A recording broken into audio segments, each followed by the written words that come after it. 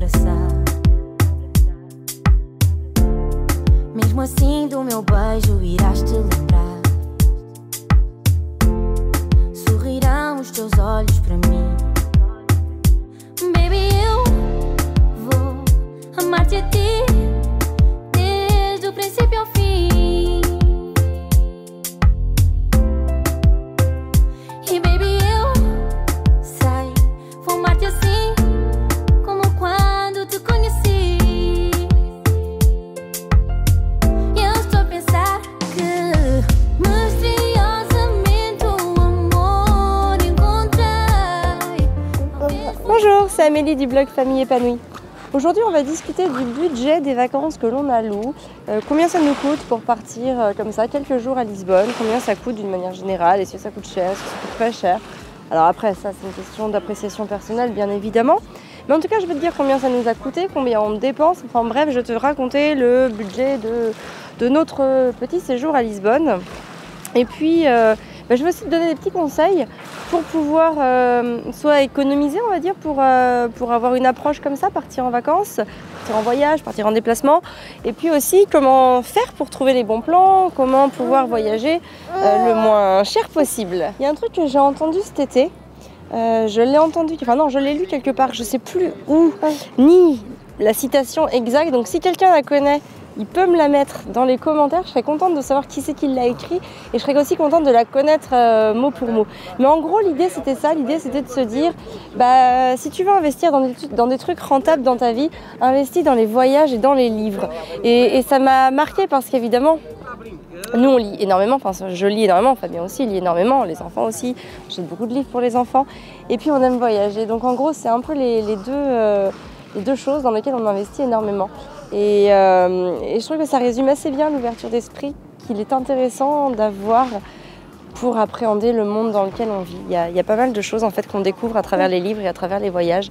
Et je trouve que c'est largement assez, c'est suffisant en tout cas, pour être heureux et pour vivre une vie simple, mais pleine de richesse quand même. Voilà, je vais développer maintenant le budget un peu plus tard.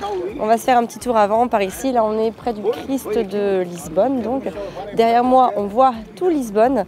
La vue est assez sympa. On va aller profiter de tout ça.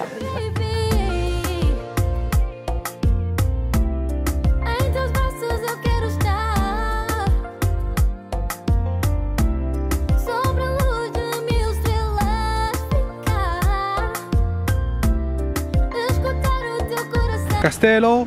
On arrive au Castello de Jorge. Ah, c'est ça. Faire l'accent. Nous voici au Castel del Jorge. Bon, je suis pas très forte en prononciation portugaise, mais voilà, on est ici en tout cas, c'est magnifique. On a une vue d'enfer, je te montrerai tout à l'heure, on va faire un petit tour. C'est super sympa. Et donc je vais en profiter pour te parler de mes petits trucs et astuces en fait au quotidien pour ne pas gaspiller, on va dire, son argent. Je n'ai pas envie de dire économiser parce que voilà, c'est pas ça le problème, mais c'est le truc pour en tout cas pas le gaspiller, l'utiliser à bon escient. Et quand on peut économiser du coup en ne gaspillant pas tout simplement, c'est intéressant de le faire. En fait, nous, le plus gros poste de dépense, de toute façon, c'est le logement et puis la nourriture. Bon, voilà, ça, ce sont les deux gros postes de dépense. Après, on a un petit peu de loisirs, évidemment, comme tout le monde, et puis différentes charges tributaires à toute vie en France, hein, l'essence, les assurances, le téléphone, etc., etc. Voilà. Bon, après, il faut savoir que nous, on est dans une optique de devenir de plus en plus minimaliste, c'est-à-dire de faire vraiment attention à ce que l'on achète et vraiment mener une réflexion à chaque fois qu'on a besoin de quelque chose pour se poser la question, est-ce que ce qu'on a besoin, on en a vraiment besoin? Déjà, il faut se poser la question, est-ce que c'est un vrai besoin? Deuxièmement, comment on va se débarrasser de cet objet une fois qu'on n'en voudra plus? Donc déjà, penser à la durabilité et puis penser au renouvellement du produit, au fait qu'il soit recyclable d'une certaine manière, revendre sur le bon coin ou donner ou pouvoir trier tout simplement. Et du coup, voilà, quand on réfléchit à tout ça et quand on essaie de se débarrasser de beaucoup de choses, mine de rien, ça nous fait un petit pactole. Nous, on s'est débarrassé de pas mal de choses qui avaient de la valeur, par exemple la télévision, la chaîne hi-fi, les meubles, quelques meubles. Alors, j'en ai encore vendu un juste avant de partir ici à Lisbonne. le meuble que l'on avait dans la cuisine avant, qui ne nous sert absolument plus. Et en fait, voilà, on vend vraiment beaucoup de choses. Tout ce qui ne nous sert plus, on essaie de le vendre, en tout cas tout ce qui a de la valeur. Je fais au moins un vide-grenier par an, dans lequel je récupère à chaque fois à peu près 150 €. Donc c'est quand même pas mal, c'est intéressant pour des petites pièces, notamment les habits des enfants, les jouets dont on ne se sert plus. Enfin, plein de petites choses qui peuvent être vraiment vendues pas cher à l'unité et pour lesquelles je ne vais pas faire une annonce Le Bon Coin. Moi, je te conseille vraiment les vides-greniers. Donc en gros, voilà, se débarrasser de tout ce qu'on n'a pas et vider sa maison dans les vides-greniers, c'est déjà 2 sources où on peut récupérer beaucoup d'argent, vraiment, et qui permettent en fait de mettre de côté pour se payer les petits encas, tous les petits extras en fait lors d'un voyage. Bien sûr, on peut aussi parler des postes de dépenses qui ne sont inutiles à notre sens, en tout cas avec Fabien. Donc il va y avoir tout ce qui est cigarettes ou autre. C'est vrai que nous on ne fume pas, donc mine de rien c'est un sacré poste de dépense en moins. Parce que je crois que le prix du paquet est à peu près à 7 €. Voilà, j'ai pas fait le calcul, mais enfin on l'avait déjà fait une fois avec Fabien et ça revenait à très cher en fait de fumer. Il y en avait pour 1 500 € par an à peu près si on fumait un paquet tous les 2 jours, quelque chose comme ça. Et c'est vrai que nous 1 500 € c'est un beau voyage quoi. Donc on va faire un petit tour du château, je te montre tout ça et puis ensuite je te dis combien ça nous a coûté exactement, enfin moi et Fabien. Parce que du coup en fait on a chacun nos postes de dépenses. Il faut savoir qu'il y a quelques jours j'ai fini un livre qui s'appelle Un amour au long cours et en fait il y a quelque chose qui m'a vraiment beaucoup plu dans ce bouquin, c'est que le couple s'attribuait des ministères, j'ai trouvé ça marrant. Donc en fait le ministère des Transports, le ministère extérieur, le ministère de l'Intérieur, etc. Enfin les relations sociales. Et en fait voilà, donc nous on pourrait dire que moi je m'occupe du ministère de l'hébergement en vacances et Fabien gère le ministère des Transports. Donc du coup on se découpera la vidéo, le temps de parole, parce que moi je te dirai nos locations, comment on gère, combien ça nous a coûté, etc. Et Fabien te parlera des billets d'avion. Alors au niveau des bons plans pour les vols, alors en fait on n'a pas vraiment de bons plans, parce que les bons plans c'est nous qui allons plutôt les créer. Comme assez souvent, les bons plans ça se crée. Si on attend qu'ils nous tombent dans la main, on peut attendre très longtemps. Et bien tout simplement, en fait, on avait décidé Camille de partir dans une capitale, on va dire européenne, plutôt au soleil, au mois de novembre. Donc ce que j'ai fait, j'ai regardé dans l'aéroport tout proche de chez nous qui est Nantes, puisqu'il y avait de dispo. Donc, chez les compagnies aériennes, donc chez nous il y a EasyJet, il y a Ryanair, enfin bref, il y a plusieurs compagnies low cost. Et puis j'ai regardé plusieurs destinations qui pouvaient être intéressantes pour nous. J'ai comparé les prix et ça m'a pris quoi? Ça m'a pris peut-être une demi-heure ou une heure et encore. Et donc c'est là que j'ai trouvé que EasyJet proposait des bons plans, des tarifs habituels pour Lisbonne. Donc Nantes-Lisbonne, je crois qu'il y a aussi Nantes-Porto qui est abordable. Mais voilà, on s'est dit tiens on va aller à Lisbonne. Et au niveau du prix, donc pour 5, avec Constance qui elle je crois ne paye pas ou paye quasiment rien, enfin très peu bref, eh bien on a eu pour 250 €, un petit peu plus, 260 je crois environ. Donc tu vois pour 4 ça fait 60 € à peu près aller-retour, 70 € aller-retour par personne pour venir à Lisbonne. Donc c'est vraiment pas cher.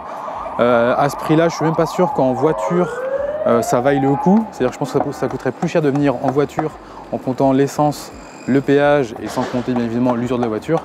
Donc voilà, ça vaut le coup et des compagnies aériennes qui proposent des trucs comme ça, il y en a quand même pas mal. Si tu veux regarder chez Ryanair, je crois qu'il y a aussi Wizz Air, enfin bref, il y en a plein de compagnies aériennes.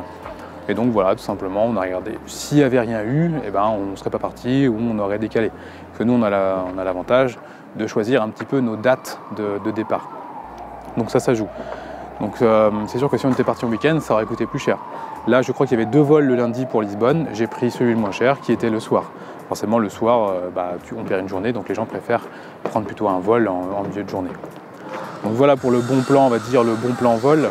Donc ça, c'est pour les petits courriers et pour les longs courriers. Alors là, c'est forcément des grosses compagnies aériennes. Et à titre d'exemple, quand on était parti en Indonésie il y a 2 ou 3 ans, eh bien, j'avais trouvé chez KLM, donc KLM, donc c'est Air France KLM, et là c'est vraiment le groupe KLM. Donc KLM, à la base, c'est hollandais. Donc au départ de Nantes, c'est-à-dire que Air France faisait Nantes-Amsterdam et KLM Amsterdam l'Asie. Et donc on voulait partir donc, à Bali. Et au lieu de prendre directement le vol Europe-Bali qui coûtait vraiment très cher, eh bien j'ai simplement regardé dans les villes à côté, enfin dans les pays à côté, s'il n'y avait pas des tarifs plus abordables. Et à l'époque, j'avais pris un Kuala Lumpur, qui était beaucoup moins cher que celui pour Bali. Et ensuite, j'avais pris des compagnies low cost sur place pour voyager. Donc voilà, ça demande un petit peu de logistique, un peu de, on va dire, de manutention, mais ça permet de faire des sacrées économies. Et après, ouais, je suis aussi abonné aux newsletters Air France, KLM ou Etihad, des compagnies, mais souvent je lis pas les mails. Et j'ai pas l'impression qu'ils fassent vraiment des promos spéciales. Enfin, du moins, à chaque fois que j'ai cherché des vols et que j'en ai pris, c'était toujours de par moi-même, et j'ai pas attendu qu'ils m'envoient un email pour le faire. Au niveau nourriture, alors ouais, sur place, on mange sainement. Enfin, du coup, on essaie de manger sainement, et c'est assez facile dans les endroits où on va, puisque souvent on fait nos courses. Alors là, on est dans une capitale européenne, donc les restos sont quand même... ici à Lisbonne, c'est pas trop cher, mais ça coûte quand même plus qu'en Asie, donc on ne mange pas au resto tous les jours, enfin du moins pas à chaque repas. Donc chaque soir, on fait notre propre cuisine. Donc on fait nos courses, comme si on était en France, donc on achète à peu près la même chose. On achète des légumes. Donc là, on s'est fait plaisir, on a acheté de la viande. Enfin, je dis on s'est fait plaisir parce que par chez nous, on achète toujours de la viande de qualité qui vient d'un élevage local avec des animaux qui sont respectés. Ici, forcément, en grande surface, l'animal, il y a très peu de chances qu'il ait eu une vie sympa. Et le midi, soit on mange un petit truc sur le pouce, on essaie de faire sain, ou soit basse midi, on s'est fait un resto. Donc c'est le premier qu'on a fait, le premier vrai resto qu'on a fait ici à Lisbonne. Voilà, on avait faim, c'était pas le meilleur qu'on ait choisi, on a pris le premier. Il proposait des sardines, donc moi je me suis pris des sardines. Amélie a pris des œufs, on a pris aussi des légumes. Bon, c'était pas grandiose comme nourriture, mais au niveau santé, ça allait. On a juste pris, Amélie aime bien les frites, donc elle s'est pris des frites. Et puis voilà, on a dû prendre un verre de vin et on en a eu pour une vingtaine d'euros, donc ça reste raisonnable. Et en fait, les écarts qu'on fait, c'est juste les petites pâtisseries locales qu'on achète. Donc là, c'est les pastéis de Nada ou les pastéis de Belém, qui sont des petites pâtisseries locales qui sont excellentes. Voilà, c'est les seuls écarts qu'on fait. Sinon, on essaie de manger à peu près comme à la maison. Et quand on a envie, c'est assez facile. On ne tombe pas dans les fast-food qui sont attirants, où il y a des pubs partout dans les grandes villes comme Lisbonne. Nous, ça ne nous intéresse pas, donc on évite de manger là-dedans.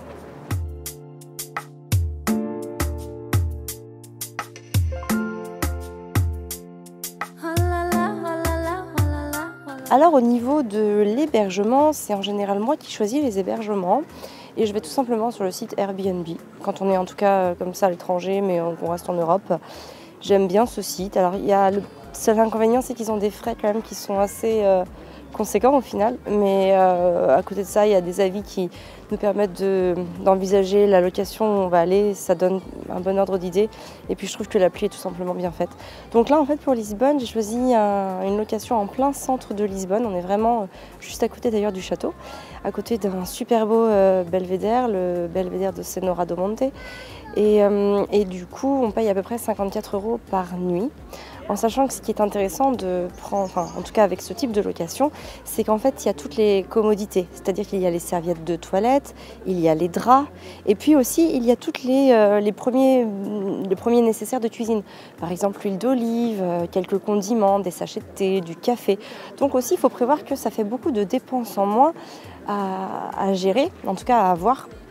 Et donc ça c'est plutôt intéressant, et puis ça nous permet aussi de pas mal alléger nos valises, parce que comme ça on n'a pas à emmener nos draps de toilette, des draps, des duvets ou autres. Donc au final je trouve que c'est quand même pas mal un bon plan. Et donc voilà, là c'était 54 € par nuit, donc il y avait 4 nuits. Nous prenons aussi le forfait ménage, pour la simple et bonne raison que comme ça j'ai quelque chose de moins à penser. Donc du coup je ne serais pas obligée, c'est vrai que je pourrais le faire, mais au moins ça nous fait du temps en plus, et puis ça permet aussi de ne pas avoir ça du tout à gérer. Et voilà, même si on fait attention au quotidien, au moins ça me fait quelque chose en moins à penser le jour du départ. Donc au final là pour les 4 nuits, j'en ai eu pour à peu près 240 € sur Airbnb. Donc Fabien, ses billets d'avion, il l'a dit, c'était 260 €. Ce qu'il n'a pas dit, c'était que le forfait, à peu près ce qu'on a utilisé, en tout cas au niveau des courses et des restaurants, on a fait un calcul, c'est un petit 150 €. On n'a pas calculé à l'addition exacte, mais en gros on a calculé comme ça et ça revient à peu près à 150 €. Après on a eu pour 30 € de carte de transport, et puis voilà, la visite du château. Au final c'est la seule visite payante que nous faisons, il y en a pour 17 € à tous les deux, Fabien et moi. Voilà, il y a vraiment pas grand chose d'autre, sinon c'est vraiment des petits euros par-ci par-là, mais et encore même pas, on fait très très attention en général. Donc du coup, je pense qu'on peut chiffrer ce voyage de 5 jours à peu près à 700 €. Franchement, la fourchette, c'est 700 € à peu près pour nous 5 jours à Lisbonne. Après, il faut aussi savoir que, je pense que Fabien a dû le dire, c'est vrai qu'on a la liberté de partir à des périodes un peu privilégiées dans l'année. On n'est pas obligé, on n'est pas tributaire des vacances scolaires. Et il faut aussi savoir que en fait, c'est pas parce qu'on est en vacances qu'on va avoir un budget vacances. En fait, on n'est pas là pour dépenser de l'argent, on est juste là pour profiter d'un moment en famille et on n'a pas de budget. On ne va pas se dire ouais, on va se faire un resto parce on a dit qu'on avait 40 € de budget à dépenser, ou on ne va pas se faire plein d'excursions parce qu'on a un budget à dépenser. Non, le but du jeu, c'est de fonctionner comme à la maison, de faire toujours attention à nos dépenses, de se dire qu'est-ce qu'on va faire pour que tout le monde en profite et que ce soit un moment agréable pour nous tous. Et voilà, et ça marche que ce soit qu'on soit ici en Europe ou qu'on soit en Asie où ça coûte 10 fois moins cher. Voilà, on part pas en vacances pour dépenser notre argent, on n'a pas de budget vacances. Ce qu'on veut se dire, c'est qu'on va faire les dépenses les plus minimes et les plus rudimentaires, vraiment pour se nourrir, pour être transporté et voilà, les choses vraiment pour se loger, pour se laver, etc. Mais voilà, on gère plutôt nos dépenses de cette manière-là. Alors si tu veux, pour le lien Airbnb, si ça t'intéresse, je peux te le mettre dans la description. Il était pas mal, franchement, le logement est pas mal. On ne cherche pas des logements de grand standing, ce qu'on veut c'est surtout qu'ils soient bien au niveau de l'endroit, parce qu'en fait comme ça avec les enfants c'est plus simple si on n'a pas trop de métro à prévoir à chaque fois pour faire une petite sortie. Quand on est au cœur de la ville, en général c'est quand même plutôt pratique. Donc il était bien, il y avait 2 chambres, bon, un peu petit certes, mais franchement à 5 nous ça nous a tout à fait notre affaire. Donc si tu veux je te mettrai le lien, il est pratique comme petit Airbnb. Voilà, donc là on va se finir la visite du château. Je pense qu'on va encore admirer un coucher de soleil, notre dernier pour le coup sur Lisbonne, puisque nous repartirons demain après-midi. Et on va profiter de ces derniers instants, de ces derniers instants de lumière magique. Parce qu'il faut bien le dire, ici la lumière est formidable. On a beaucoup apprécié Lisbonne, c'est une ville à taille humaine. Il y a la mer, il y a toute une architecture qui est vraiment différente d'en France. Tous ces azules et roses sur les maisons, c'est magnifique. On a été émerveillés à chaque coin de rue. Je trouve que pour une destination famille, en tout cas, ça vaut le coup. C'est pas trop cher, c'est, je dirais, un tout petit peu moins cher qu'en France. Et c'était très agréable, vraiment. Une belle destination, une belle ville, un beau pays que nous avions déjà fait avec Fabien en 2009, juste tous les deux du coup. Mais on n'avait pas vraiment fait Lisbonne parce que quand on est en mode vacances, on fuit un petit peu les grosses villes et on se dit toujours qu'on viendra les faire après le temps d'un week-end prolongé. Voilà, que dire de plus? Peut-être une journée de plus, ça aurait pas été mal, on aurait eu le temps d'aller à Cascais, je sais pas trop comment on prononce, ça aurait pu être sympa, mais c'est pas grave. On a déjà fait beaucoup de choses et ça nous a bien contentés, on est content de notre petit séjour. Alors voilà, tu peux aimer partager la vidéo, je pense que voyager en famille, budgéter un petit peu tout ça, ça peut être intéressant pour plein de parents. Et surtout, ils peuvent se dire, ah oui, en fait, peut-être que c'est pas si cher que ça, ou peut-être que c'est cher, je ne sais pas. Après, il faut voir en fonction des budgets de chacun. Nous, c'est vraiment un budget mini pour le coup. Et voilà, tu peux t'abonner aussi pour recevoir toutes les notifications de mise en ligne. Et puis voilà, tu peux me dire ce que tu en penses dans les commentaires. Si toi aussi, comment tu fonctionnes en fait tout simplement quand tu es en vacances. Si tu as un budget vacances ou si au contraire tu essayes de faire attention à tes dépenses comme nous et que tu essayes vraiment de tout minimiser mais de passer un bon moment et de profiter de l'instant plutôt que de dépenser ton argent. Voilà, sur ce, je te souhaite une très belle journée. Prends soin de toi et de tes enfants.